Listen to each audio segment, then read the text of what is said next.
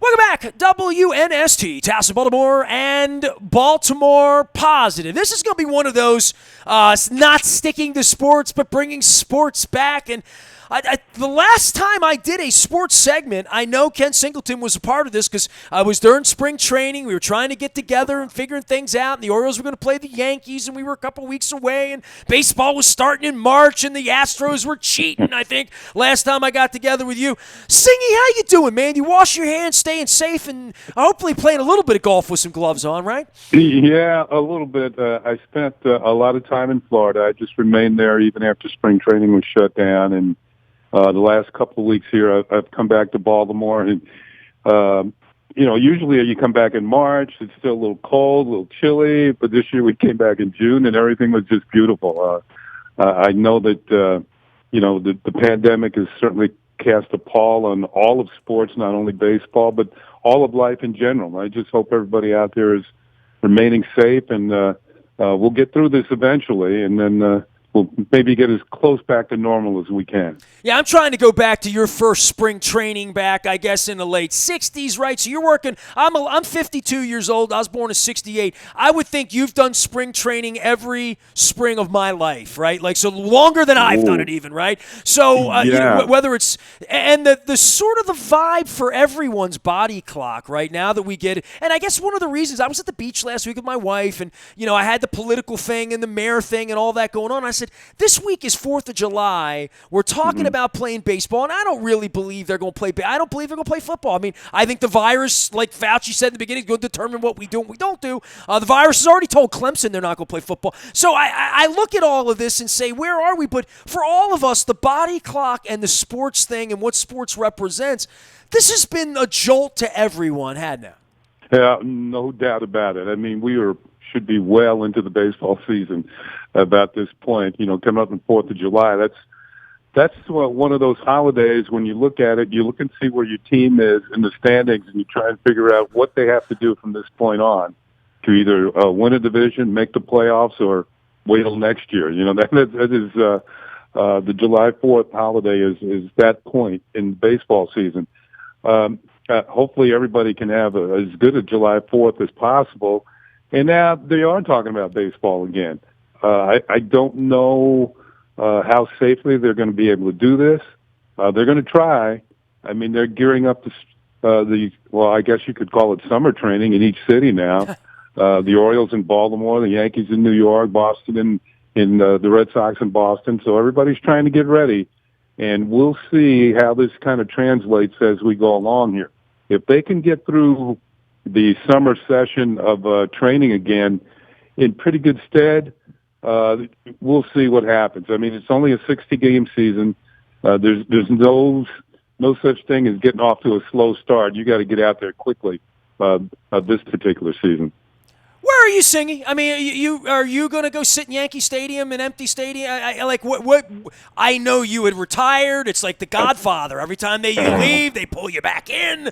And I know when we talked, I mean, I'd love to say that you're younger than me. I'm 52. You're 70, and I would think for traveling around, for any athlete, for their wife, for their family. Can you call games from your home in Cockeysville? I don't know. I mean, you tell me. I don't think we'll be able to do that. They have to be really come down here and set something up at my home. But I would, from what I understand, there's going to be no traveling of broadcasters this year, any team in particular, unless you're able to drive to a city. Some of the cities are close enough you can drive to it. Yankee broadcasters certainly would be able to go over to Citi Field to do the Mets broadcast when they play each other and vice versa. But I don't think you're going to see many broadcasters travel this year. They're going to have to use as far as television is concerned, the networks are going to have to use the video from the other team, from the home team, and then do the play-by-play and analyze the games from a studio, their own studio. So it's going to be different. It's not as easy to do for sure. I don't know how many times I'm going to be called up to the Yes Network studios, which are in Stamford, Connecticut, to do a series. I don't, like you said, I don't do that many games anyway. This was going to be my last year, But in a way, I don't feel like going out this way. I just don't feel it's been like a complete season. So if they want me to come back the next year, I would do it. If the circumstances have changed and we can do baseball the normal way where we travel all over the country, and then I'll do it. There's certain cities I wanted to see one more time. One was Seattle because my parents were married there. A lot of the other guys who work for our team, the Yes Network, they don't like going there because it's too far. But I like it because that's kind of where it means a lot to me because my parents were married there. And I like going to San Francisco. It's a beautiful city. The Yankees, of course, stay in San Francisco when they play Oakland, as do many of the teams. So I'd like to go there one more time. But I don't know. We'll see if they want me to come back, and they pretty much let me choose my own schedule. I would do that, but who knows? This might be it, and have to go out in a very different way. Well, and obviously the scheduling itself, I would think that they're going to try to play the Orioles will be playing the East, and that, or maybe Cleveland or Detroit. I would just think they'll try to do it that way in 60 games, but I don't even know if we know a whole lot about this, right? Like, I just assume, you're Ken Singleton, you're on the inside, you calling Yankees, you must have some inside track on some of this, but I don't think they're building the plane while they're flying, and I don't think there's any doubt about that. And aside from that, I will get to the Players Association stuff. That can get you burred up from back in the 70s from the beginning, where you were in the middle of all of that. And a lifetime later, had I called you 3 weeks ago, Singy, that's what we would have been talking about, right? Like exactly. What was going on between the Players Association and the owners? As you mentioned, it was kind of reminiscent of the years gone by. I was involved in 3 strikes and 2 lockouts when things were completely different. It was a different look. We were arguing about free agency, pension benefits, arbitration rights, free agent compensation, things like that have really set the players up in this day and age, as opposed to just arguing about money, which they were arguing about now, which to me wasn't really a good look. And I'm kind of happy they got things figured out. You mentioned the schedule. Now, what's going to happen is that the American League East teams are going to play the National League East teams, and while playing within their own division, so they won't have to travel out of the time zone. They're trying to limit travel as much as possible. And the cities are relatively close, particularly on the East Coast. A little bit more difficult in the West, where they probably have to get on airplanes and fly around. They're going to have to do that somewhat in the East when the Yankees or the Orioles have to go down and play Tampa Bay or the Marlins or Atlanta. This is not an easy schedule. I mean, the National League East is a pretty tough division, and the American League East is involved too. So this is going to be. I was thinking about it. 60 games, Nestor. What would you think would be a good record? Win 2 out of 3, you win 40, lose 20. That would be pretty good. I think the weird part is how you can catch lightning in a bottle, or how you could be weird about rotations, and and the other part of this, and you're the baseball player, you tell me. I thought all along when this thing got shut down in March, I thought, well, how in the hell are they going to ramp baseball? They can ramp basketball up, or hockey players can stay on treadmills, but like hitting a baseball and throwing a baseball and a team activity, like spring training's real. There's a real reason you all do that, right? Especially for the pitching aspect. Yeah, that's true, because the pitchers have to build up their arms. I think even when they restart the season, on July 23rd, if they get it going, I think you only see the starters going about 4 innings. So the bullpens are going to be very important at the beginning. That's why they've increased the roster size to 30, so they can put more pitchers on. That's why they have a taxi squad of about 30 more players in case there's injuries, which there will be, I'm sure. And then the players at the pool that they can draw from, each team can draw from to bring up to the big leagues. So this is going to be a completely different type of season. And you're right, it is more of a sprint than a marathon that baseball seasons have been in the past. Now, from what I understand, if you're playing 60 games instead of 162, a 7-game losing streak in a 60-game period is like a 19-game losing streak during 162 games. So each game is worth about 2.7 games in a regular schedule. So it's going to be There's no way you can be messing around and having streaks where you're losing. Now, I had one of our Yes Network stats guys look up what the best Yankee record was last year over a 60-game stretch, and it was 43-17. They did pretty well. They never had a stretch over a 60 stretch period where their record was worse than 37-23. So that was the best in the major leagues. So the Yankees, they're kind of built for this, where they can go off and just continue to win at a regular pace. Now, even 37-23 over a regular season, that would have put them on a 100-win pace. And of course, they did make that last year. But there's other teams that can't sustain that, whether because of the hitting prowess or the pitching or whatever. This is going to be an interesting year from that standpoint. So I tried to get some older folks on this week to give me some perspective on this baseball thing, and you know, you're always 29 to me, Singy. So but then I look and I think about your baseball card, and I go back to, you know, the 70s and me going out to 33rd Street and all that stuff. And I had John Schuerholz on earlier. I've had just such great baseball guests all week long, but I asked John Schuerholz a little bit about this, and he didn't give me the recollection that I wanted him to give me because he was more, I guess, on the scouting side at that time in his life. But you were a player, right, in the Mets organization, and they're talking about this heresy thing called the designated hitter, right? And I want you to put yourself back into that young man's position, because obviously you ate off it a little bit. I mean, you were DH at, you know, the end of your career in Baltimore, to be able to utilize that. And I think about like sort of Tommy Davis being the first DH in Baltimore and having his baseball card in 73 or 74. I was 5 years old in 73. I only know the DH, right? So my dad never really sort of denigrated it or whatever when I was a boy, but that's just the way it was. When I went to games in 73, 74, then you came here in 75, and Lee May and, you know, the people who were the DHs during that period of my life, it occurred to me that the National League didn't have it, and I knew the history of baseball, but I want you to speak to the heresy of it one way or another, and that it really did take 50 years to make it to the National League. And I don't know if you're positive or negative on it and calling games in the National League or American League. I think we've all learned to live with it, but you were a baseball player who experienced it as a novelty, literally, like a Charlie Finley novelty, right?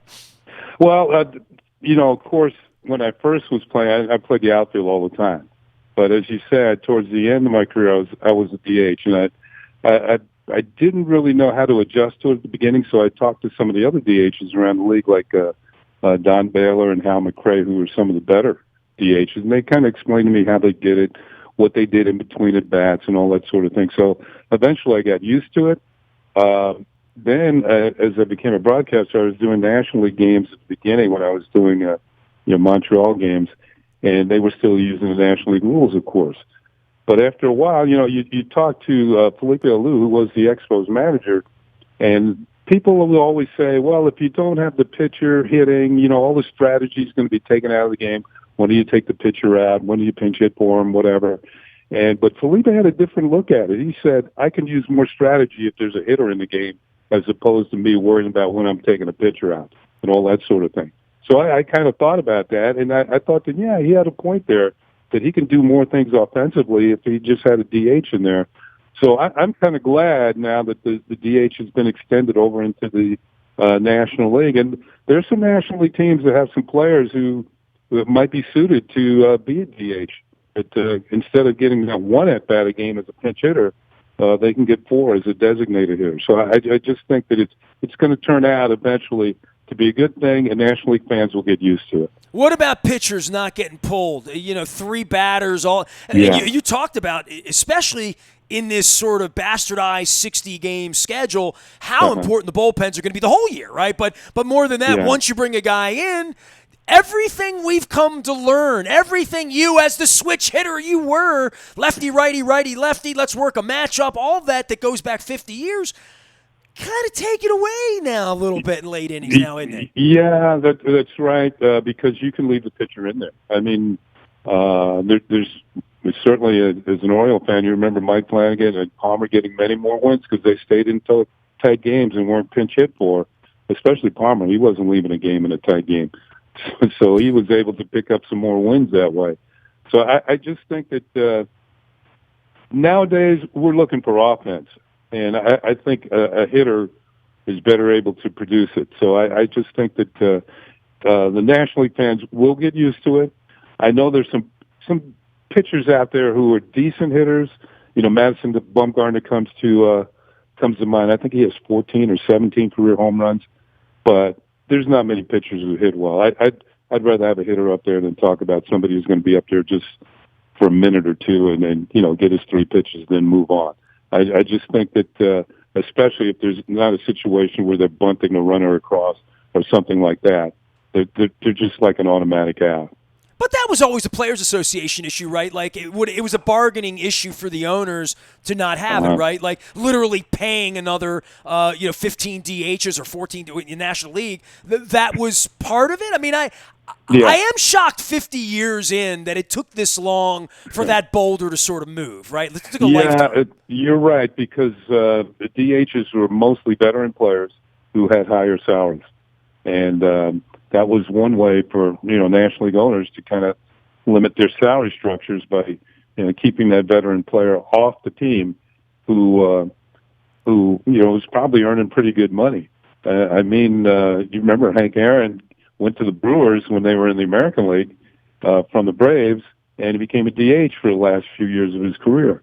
Well, I got to see him play, thankfully, against you in 75, exactly. 76. Absolutely. If he was still in National League, he might have been out of baseball. He might not have got the Sing, he says, swear as I'm sitting here, my dad took me out to the ballpark. I sat behind home plate in the upper deck. My dad took me out there to see Henry Aaron play, like for sure. I mean, because that was, you never really had that opportunity in Baltimore, right? In the same way, the only time you ever saw Pete Rose and Mike Schmidt play was when in the World Series, literally, right? Yeah, because there was no interleague play at the time. So, that's the only chance you really had to see a National League team in American League Park is if it was the World Series or maybe during the All-Star game, that too. I saw Frank Robinson. I came along a little late for Frank as an Oriole. Saw him play as an Indian, as a DH in that era. Ken Singleton is our guest. Baltimorean for life, Oriole for life, 29 in your program, number 1 in your heart, and hopefully getting back to doing it. All right, so I'm going to give you the human test here. You're older and wiser than me. They go play baseball? I mean, do you really feel like they can pull this off? And if you were still 29 years old and the outfielder for the Mets, would you think like, this is really good, this is feasible and viable and realistic? I think players want to play. They're very competitive, and they want to get out there. I'm sure there are concerns that they want to see taken care of before they go out there, and I think the MLB, Major League Baseball, and the Players Association are trying to do the best they can to keep it as safe as possible. Now, that being said, is anything foolproof nowadays? Nothing's 100%. So we'll have to see. I'm sure there's going to be some players who test positive along the way. We've already had it, and they haven't even started yet. So I just think that it's going to be difficult to pull it off. I mean, players are going to have to travel together. They're going to be on planes and buses just like normal. They're going to be in hotels. But from what I understand, when they get to a hotel, they can't leave their rooms. They got to stay in the room. But what about the people who come in to service the rooms or bring you your food or whatever? This is going to be difficult to pull off. I'd hate to see them start and then stop. That wouldn't be good. And I'm not only talking about baseball. I'm talking about basketball and football as well. I mean, sports are a big part of it. It can be demoralizing to start and stop for everybody, right? Yeah, exactly. Sports are a big part of entertainment in this country, and the fact that we haven't had any, and people have had to stay put or whatever for quite a few months now, it just hasn't been normal at all. So we'll have to see what happens once they get started, once all these sports get started again. Well, Singy, I'll be honest, man. I could have called you in March or April or May or June. Didn't feel right talking about the designated hitter or any of that and the merits of. I mean, last time we were together, weren't we like bitching about the Astros cheating? It's like that never happened anymore, right? Yeah, we saw a little bit of what was going to happen to them in spring training before they shut it down. I mean, even the fans in their own ballpark were getting on them about the cheating, the scandal. And maybe they caught a little bit of break because it's been on the back burner. But once they ramp up again, I mean, the Astros are going to play, and I'm sure they'll hear it again. Especially, Well, they won't have to play the Yankees unless it's in the playoffs, because of course, they're in the American League West, so they wouldn't have to. They wouldn't have to see the Yankees because the Yankees, of course, are in the East. So I have to drive to Cleveland to boo Jose Altuve, huh? I guess maybe something like that. Well, even so, the Central teams are going to play the Central teams, and the Western teams are going to play the West, and the East is going to play the East. So that's why they're trying to limit the travel and keep these players and staff off of airplanes as much as possible. Well, I want you to stay safe and go out there and hit the golf ball. Maybe just improve your golf game. Has it? Or I mean, when I was in Florida, the golf courses remained open all the time. Now up north, they were closed. My buddies up here in Baltimore would call me and say, "Look, the golf courses are opening next week." And I said, "Okay, I'll be home in a couple of weeks. Let me take care of a couple of things down here in Florida." And then I headed up north, and I've been playing with my buddies, Ross Grimsley and Al Bunbury. We've been out there playing, social distancing while we play. It's kind of easy to do on a golf course because nobody really hits a shot near each other anyway until you're putting. So, and even then, you can, just stand away from them. But these are lifelong friends, and they're fun to be around. And I'm glad I'm back and able to play golf with them. Well, give the B my best as well, and stay socially distanced and safe out there. Always appreciate you reaching out to us when we reach to you, and I hope we get some baseball in. I hope everybody stays safe, but I've been doing the research on the science of this, and I spent some time down in North Carolina last week. It's just unbelievable people aren't wearing masks, like anywhere. Yeah, that's a problem in Florida, too. When I left, and now, some of these states that opened early, and Florida's one of them, they're having some issues now. Texas, the same thing. It is. When I was in Florida, it was not a good situation then, and I was riding down a street near my home on the beach, and the bars were packed, and there was a lot of young kids not wearing masks and everything. And I was saying to myself, I got to get out of here. I got to get back up north. And a couple of weeks later, I was on my way. Well, good to have you home. You get crabs here. You can't get that down in Florida. So we got humidity here. We got it all for you. So. Singy, be well. All right, stay safe. Yeah, okay, you too, Nestor. Always a pleasure. Ken Singleton, one of my all-time favorites, joining us here. I said earlier in the week, I haven't talked sports in like 3-4 months, that I wanted to get back to some baseball this week, 4th of July. So I'm reaching a bunch of great guests. You can find John Schuerholz and Steve Rushin and Maury Brown all out in the buyatoyota.com audio vault. Nasty at WNST.net finds me. Facebook, Twitter, LinkedIn, Snapchat, Instagram, streaming live, keeping calm, staying local, and always Baltimore positive.